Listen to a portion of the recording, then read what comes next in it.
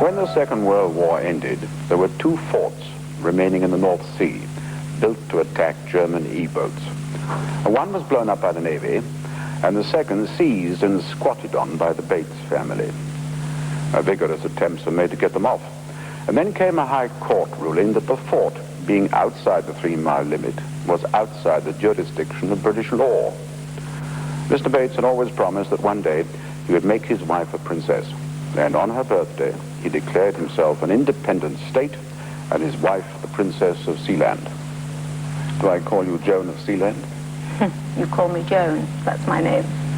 But I know what you're getting at, the title bit, right? Well, I wasn't born to it, and I didn't marry it. I did it the hard way, I earned it. And so I feel I have every right to use it as much as anybody else. But my husband gave it to me to give me pleasure on my birthday when we declared independence on Sealand on my birthday. And so I use it that way, and I enjoy it and have great fun with it.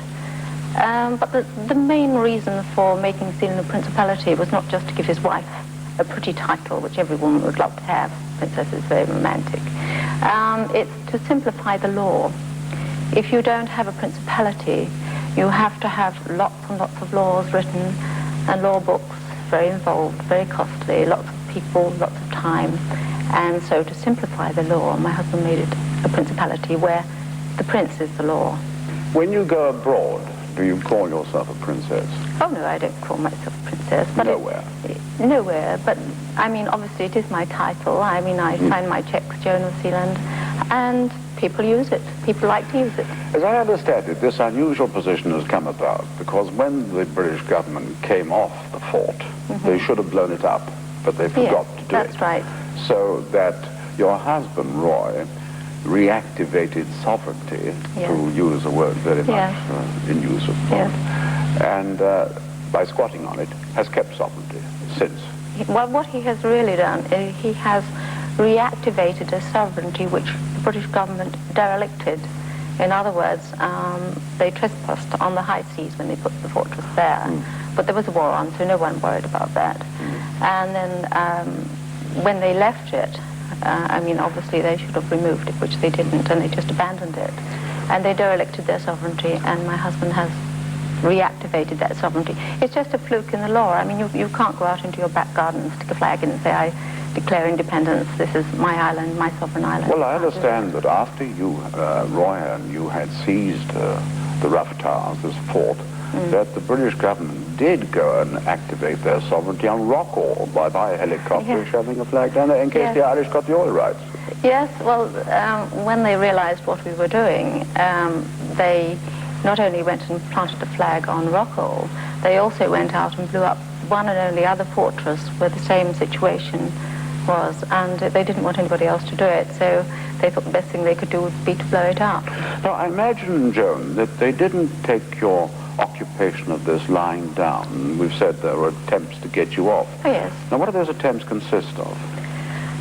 Well, I don't know. We've had naval boats out with sailors and marines. They tried to starve us out. They opened the customs would open every tin, every package. They would try and stop our boats getting to the island.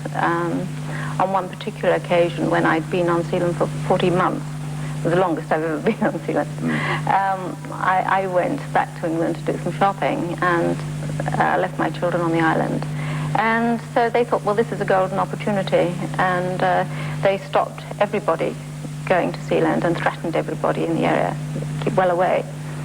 And we couldn't get food out, and they ran out of food and water and all sorts of things. They had to distill their own water for drinking, and the food got right down to things like flour and water and a pot of Marmite. And, you know, in the early days, they did lots of things like that. I mean, there were times when we would go out there and they'd make it so difficult that we'd run out of oil and water. And I mean, when you run out of oil, you've got nothing to cook on, nothing to warm yourself by. And it was very uncomfortable in the early days. You had to take everything there? A needle or calagas, there's nothing there? Well, when we first went there, I mean, it was just a derelict fortress with no doors, no windows, no engines, no nothing, literally. And it was filthy dirty. We had plenty of dead cormorants and seagulls and dirt and rust. which we gradually cleaned up and got in working order. And yes, it was very primitive, and we had to take everything out from the generators, the engines, all the electrics, all the cables, furniture, armchairs, cups, saucers, needle, cotton. I mean, I remember the first engine that we got running, we got it ready at Christmas time. The engineers were so delighted. This Christmas we shall have turkey cooked in an electric oven, and we were all thrilled with this. And then they couldn't get the wretched thing to go. So we couldn't make it out. They went through the engine over and over and over again, couldn't make it out. And then they eventually found there was just one little screw or bolt. Which you hadn't got. Which we hadn't got. And so we still had a turkey cooked in a caligas oven in the kitchen. Just going back, Roy told me on the way coming to the studio, speaking of these threats and intimidation, in fact, that his car was rammed fore by people in criminal element in Southend, Westcliff-on-Sea, where you live. And when he collared the people responsible for this and found where they were getting their instructions from, as they weren't even themselves, he found out that the telephone number they got their instructions from was the duty officer in the Navy. Yes, that's absolutely right. And we complained. Well, we had a telegraph journalist out, and we told him this story, and he said, well, that just doesn't happen. That couldn't happen. And we said, well, yes, it has, and this is the telephone number. So when the journalist got back to London, he dialed the number, and it was him that found out exactly, where the telephone number belonged. Did this appear in the paper? Yes, it was printed in the Telegraph. Yes, they wrote it up. Yes. Roy said that a man came to actually visit him from the Navy to your house in Westcliff-on-Sea and made an offer of a sum of money. Yes, he did. How much? I don't know exactly how much. But I do know at the time, well, anyway, it wasn't enough, and anyway, that wasn't the point. My husband wanted to, it was the challenge that made him do it in the first place. He wasn't just going to give it up like that. We want to see it happen. It was a dream, if you like, a business. And my husband's always liked different businesses. He builds them up, very interesting, until they're running smoothly, and then he loses interest. With Sealand, it's something that will keep him going forevermore, and until it's actually got the land there and everything around it, the leisure island, the Hong Kong and Europe. The land. Now, I've got a map here which absolutely intrigues me. Yes. Now, if I'm right, this H here is the present Sealand. Yes, that's Sealand as it is at the moment. And this is what is going to be built in Holland or somewhere, and then floated out and attached to it? Well, there are different ways of doing it. This is one idea, one way that we can do it. We have many plans, obviously, and this is a certain complex that we would like to start with, and then extend from as we get other things. You can extend from this? Yes, yes. Well, how many acres is this? This particular one, I don't exactly know how large that is, but as you can see here, you've got big container ships in here. It's quite large. It's a lot larger than it looks on here. And you've got your leisure island here where people can come and sail and ski and have lovely duty-free holidays, no taxes. Is this the 13 million plan or the 9 million plan? Do you know? Well, I don't know. It depends where we start and what we start with. And it depends, when we actually start building, which one we choose. And as I say, this is just one of them. The cost so far, I would imagine, is pretty expensive because you have to... You and Roy are both here now in Leeds. Yes. So who is on Sealand now? Well, we have people that work for us, and my son is also on Sealand at the moment. That's the Duke Michael. Prince Michael, if you want his title. Oh, Prince Michael. Well, he's my son. I see. If my husband's a prince, he must be a prince. So he's there. There's always somebody there. Oh, always, yes. More than one? Oh, yes, always more than one. The amount varies, but always more than one. There has been times when there have only been one. I mean, I was alone there for a little while when we had this particular law case in England, over the jurisdiction. And I stayed there alone for, I think it was 4 or 5 days, something like that. What was your life like? I mean, there you are, surrounded by seagulls.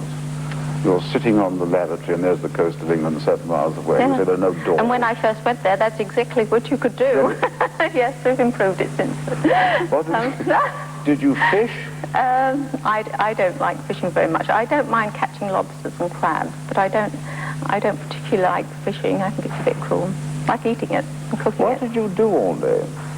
On your own? Oh, well, after all, I mean, it's not like having an ordinary home to clean. You've got a whole fortress to clean, and we've got, I think it's 17 floors. I mean, you've got, in that structure that you see now, you have 7 floors either side, and they're all rooms where they're storerooms. My bedroom is in one of the towers. You've got engine rooms, and on the other side you've got all the men that work for us. They have their rooms, their recreation rooms. Because it did hold 200 soldiers, so there's plenty of room. Yes, they did, yes. Yes, when they had them during the war. And I detect you're slightly reluctant to say how many people are there at the moment, perhaps for security reasons. Well, we never mention it because we have had problems, and after all, we have no one to protect us. We have to protect ourselves. Have there been problems since the Navy gave up the attempt to intimidate you? Well, only on one occasion, yes. One occasion, which was a year or two back, when my son was kidnapped. And there was money which had been put up for the investment of Sealand, for the development of Sealand. And the people that came out to Sealand were bankers, lawyers, international lawyers. There was a diamond merchant. They were all people on the face of it, very respectable sort of people. And they wanted my husband to let them have a share and a part in Sealand. And my husband didn't like the feel of them. He said, I don't think they're quite right. I don't want them in. Because my husband's a very responsible man, and he will only do anything if he's sure that it won't hurt Sealand or England. You're very patriotic. Very, absolutely. And so he said no, and then they came on again, and they said, well, we go to Austria and discuss it. They had some other people for us to talk to. And so we went to Austria. And it was just one of those things when, again, Michael was alone because we'd had people sick, people on holiday, we were away. And they came out, and by trickery, they landed on the island. By boat? No, they came in a KLM helicopter, which filed false documents, flight plans, you know, and came out to Sealand.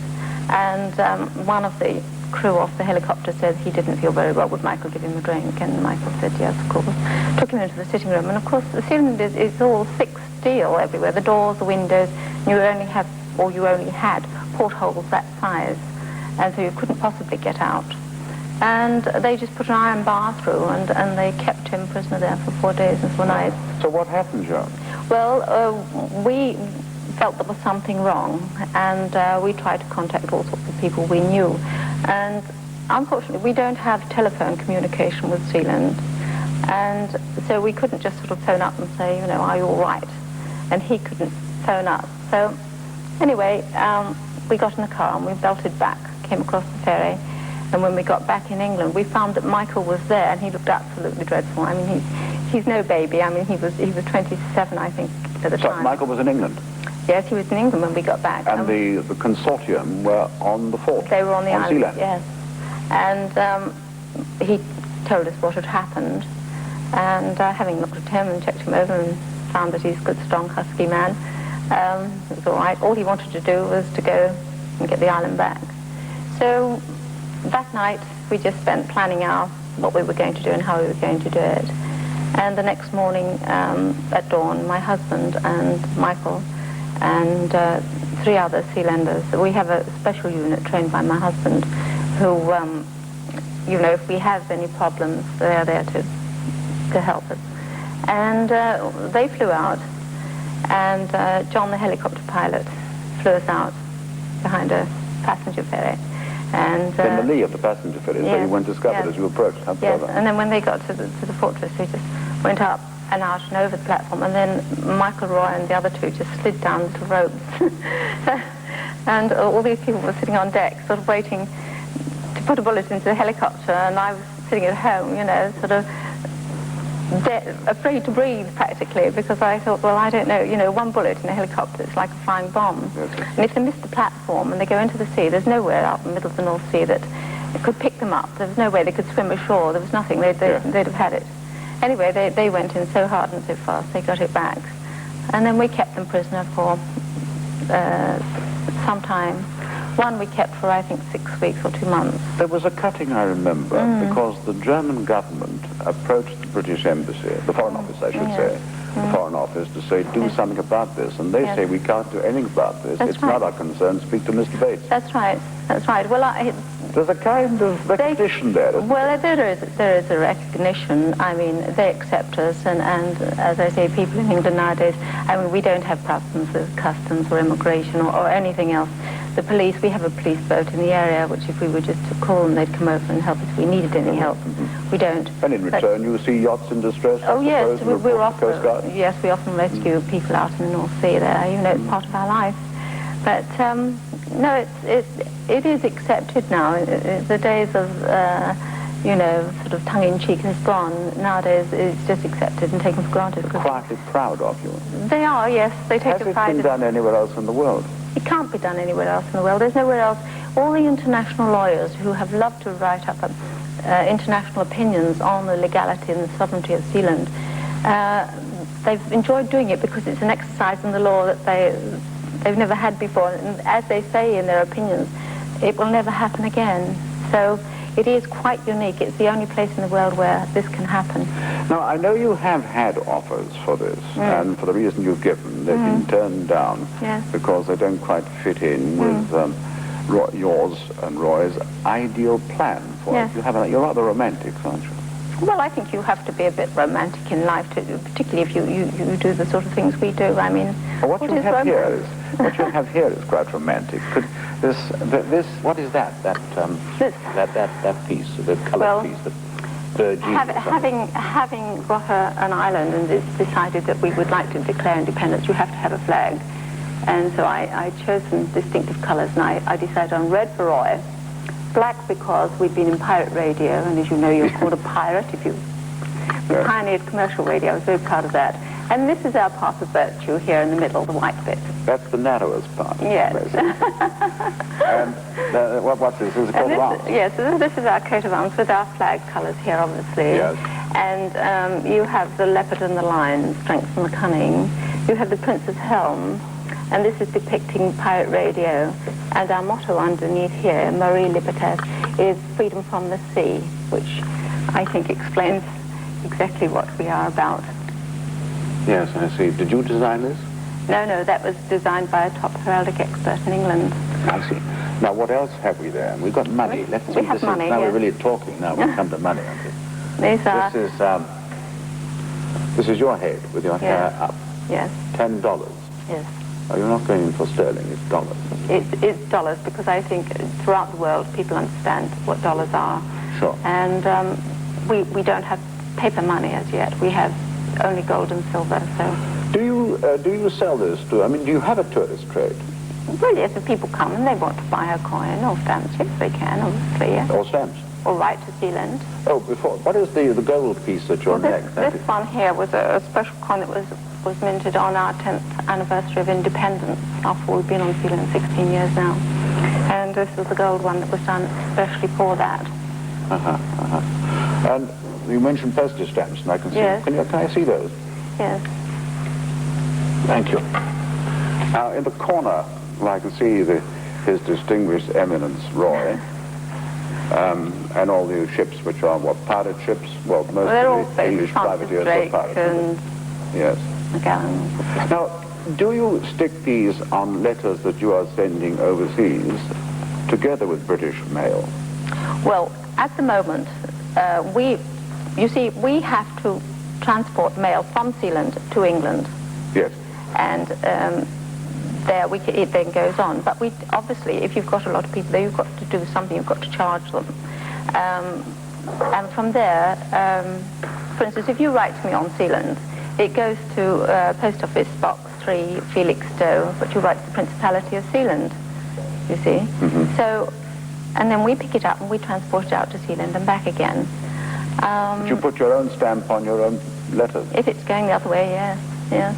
I see. Yes. Are these collected? I mean, are they collector's items? People love to collect them, yes. This is our 8th issue. We only have small... the reason for having stamps and coinage and passports and things is really because they're part of the trappings of a state. You have to have them. And, you know, people love to collect these things. Yes, that's the 8th issue of stamps we've had. I suppose one of the impediments to a bit of a tourist industry there, Joan, is the approach upwards, about 12 miles from Harwich, and Yes. the North Sea is in the calmer sea. Yes. And when you get there, you're hauled up in this ghastly basket that Well, I'm not. I go up in the boat. Well, of course you do. But we commoners, we go up in the basket. And the first thing we see is this naval gun looking down at us. Yes, that's the most harmless one of the lot. Well, yes, because all the Sealanders on, they've all got rifles Yes. and pistols at their belt. Yes, quite rightly so. As I explained- Rightly so. Yes, because after all, in England here, you have a police force and you have an army to protect you. You have all these people. We are self-sufficient. We are independent. We have to protect ourselves. And I have slept with a P-38 under my pillow for many years, and... Would you shoot? Oh, yes.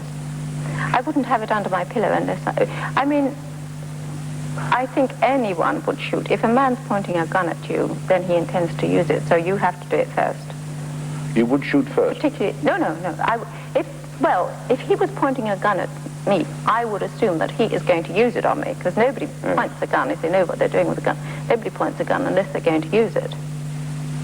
So yes, I would, particularly if my children or my family were around. Yeah. I first heard about Sealand, though I came out for this wedding, which was the most romantic concept, when the ferry came off its normal course and sailed so near they could have flung rice at the happy couple. And an aeroplane swooped overhead, and a couple of fishing trawlers put boxes of fish for the happy couple. It was a very charming moment.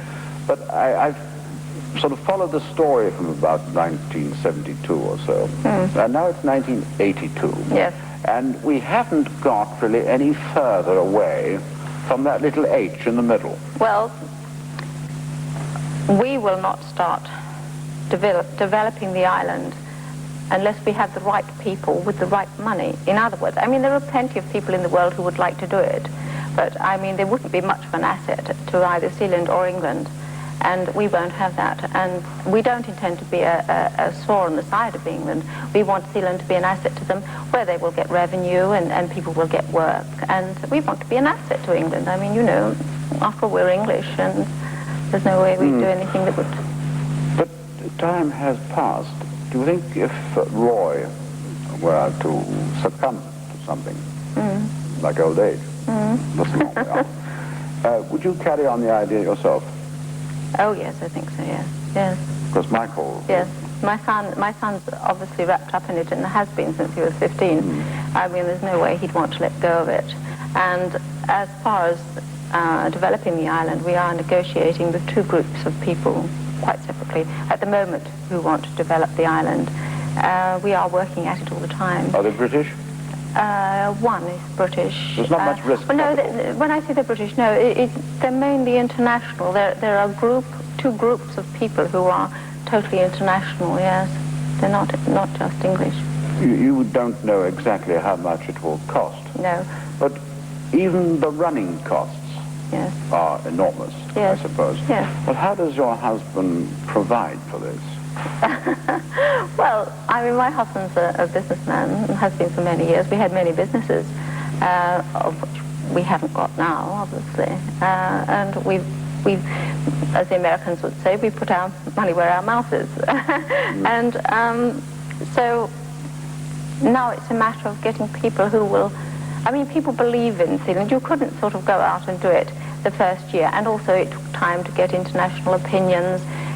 You had to be there long enough for people to accept you and understand what you're about. It's a difficult thing for people to understand sovereignty, because you can buy an island anywhere, but sovereignty is the thing that makes it valuable. Yeah, but because the Guinness Book of Records now has recognized you as the smallest, what is the smallest independent state in the world.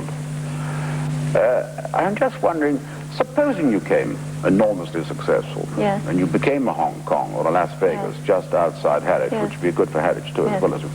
Don't you think that the British government would do something about it then? And the British come on a raid, which would be rather good at that. I think it would be such an asset to them. They don't get so much revenue, and it would be...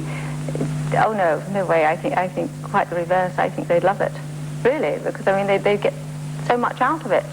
Well, there's not much to do on a Sunday night in Harwich, so I do hope things come up the way you want them. Thank you very much.